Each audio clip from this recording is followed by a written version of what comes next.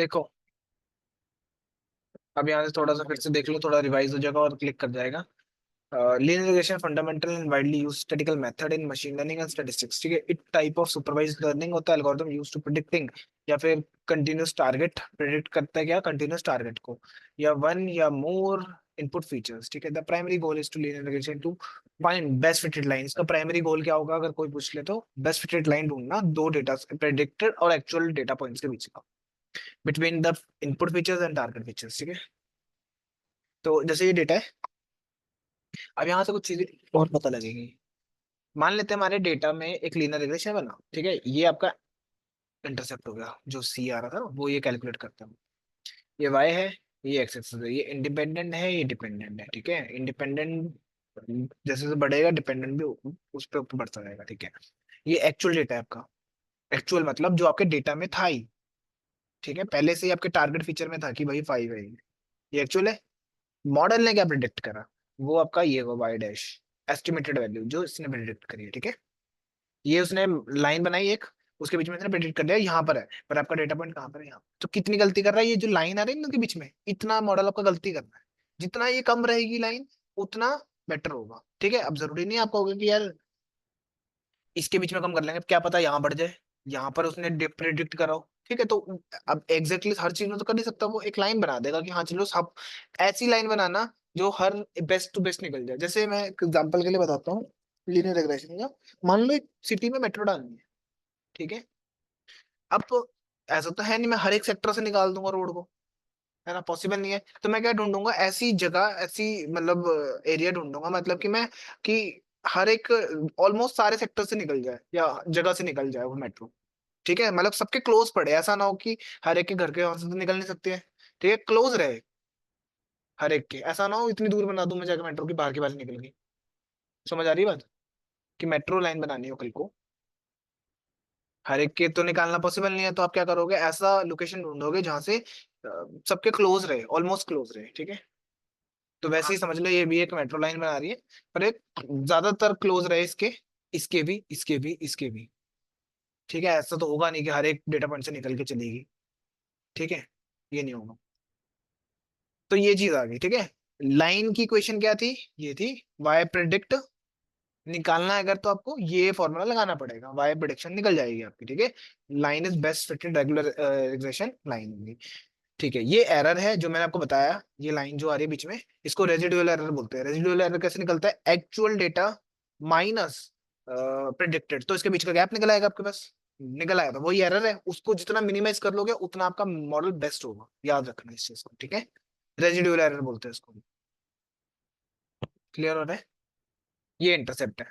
समझ आ गया, डायग्राम से कुछ रहता तो नहीं है, देखो एक एक लाइन समझ आ गई। ठीक है, हेलो, ठीक है यहाँ पे। Yes sir. यहाँ देखो मॉडल आपका गलती कम कर रहा है, यहाँ उसने सही प्रोडिक्ट करा है, यहाँ पे थोड़ा सा ज्यादा कर दिया बस। ठीक है, when we sum of residual error and they give you very less value, then we say that this is the best line। ठीक है, अगर आप रेजिडुअल को सम करते हो और क्या बोलते हैं वो बहुत कम वैल्यू देता है, छोटी वैल्यू देता है, उसका मतलब बेस्ट फिटेड लाइन। ठीक है, when working with linear regression the process of finding the best fitted line involves क्या, minimize the sum of squared residual error। ठीक है, इसको क्या करना, कम करना, कम से कम करना।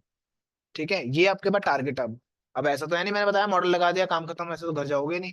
आपको क्या करना पड़ेगा, आपके मॉडल का जो रेजिडुअल एरर आ रहा है, स्क्वायर्ड रेजिडुअल एरर, उसको कम से कम करना है, जितना हो सके। जीरो तो बिल्कुल भी नहीं कर सकते आप, कम से कम वही मेट्रो लाइन चाहने तो कम से कम डिस्टेंस हो हर लोगों के लिए, तो वो कम करना है। ठीक है, जितना हो गया तो उतना बेस्ट है।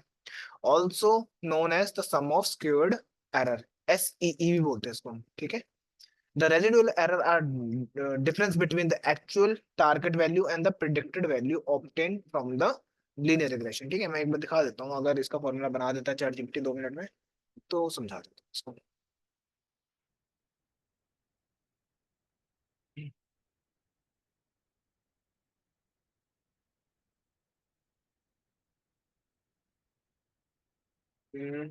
एसक्यूएल, एसक्यूएल के पास होता है SSC ना। एग्जांपल बोल दूंगा, दे देगा तो बढ़िया है, समझा दूंगा उससे।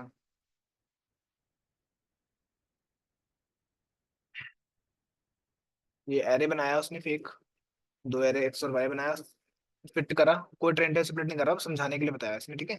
ये स्क्वायर निकालना, सम ऑफ स्क्वायर, तो जो भी एक्चुअल माइनस प्रिडिक्टेड, वाई में आगे जो प्रिडिक्टेड मॉडल यूज करते हैं उसके बेस पे आउटपुट दे देगा, ठीक है। और मीन स्क्वायर्ड एरर भी निकाल दिया अच्छे से, इसकी जरूरत यहाँ पे यूज कर लेता हूँ इसको मैं।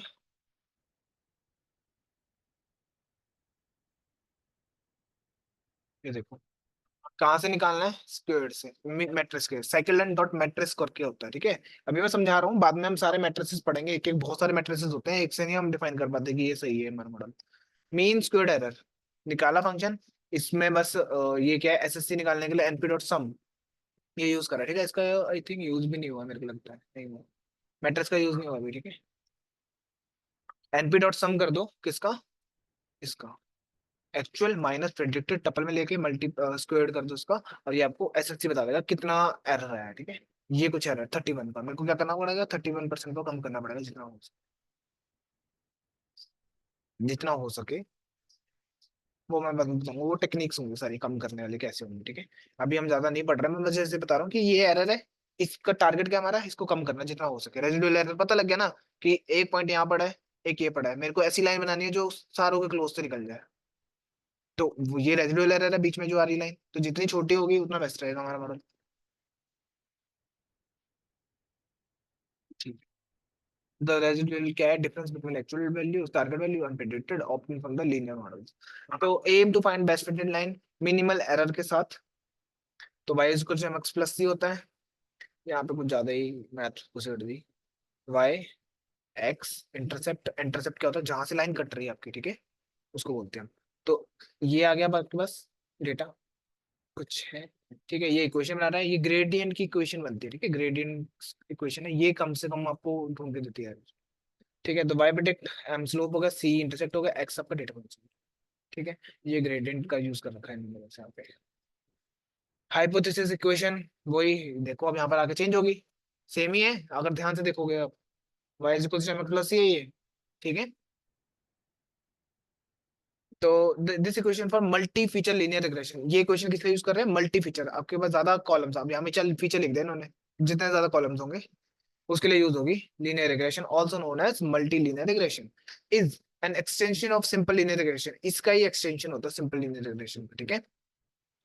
Equation in handle multiple input features, इसका काम है बहुत सारे, मान लो आपके पास चार कॉलम होते हैं, एक सैलरी का, एक एक्सपीरियंस का, एक एज का, और एक प्रोफेशन का, ठीक है। उसके बेस पे आप प्रेडिक्ट करो उस बंदे की सैलरी कितनी लगेगी, ये वाई हो गया, ये आपके एक्स हो गए सारे के सारे, ठीक है। बाकी स्प्लिट करोगे 80%, 20% वाला, ठीक है। In this case we have more than one independent variables and effected the, एक से ज्यादा इंडिपेंडेंट वेरिएबल्स होंगे, ठीक है, इफेक्ट ऑन डिपेंडिंग वेरिएबल्स, ठीक। Target the equation can be represent as this, equation कैसे डिपेंड हो रही है यहाँ पे देखो, ये क्या था, एक सिर्फ सिंगल के लिए था ये हमेशा, ठीक है। अब आगे क्या करोगे आप, m टू x आ जाएगा, मतलब दूसरा फीचर, ये x3 और n तक जा सकता है, जितने मर्जी रख लो इसको, थीटा n तक जा सकता है, ठीक है। मतलब कितने भी हो सकते हैं, मल्टी का मतलब यही हो, 100 150 1000, वो तो आपके ऊपर था ना, आप कितने लेकर आए मशीन लर्निंग में, 20 25 कितने इंपॉर्टेंट फीचर्स का यूज करा। इक्वेशन समझ आ रही है ये वाली,